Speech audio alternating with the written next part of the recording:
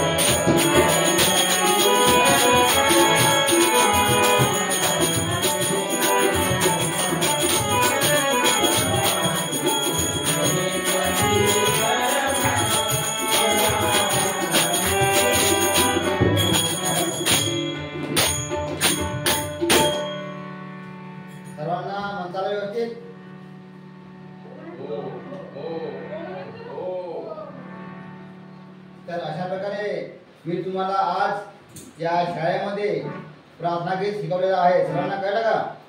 हो।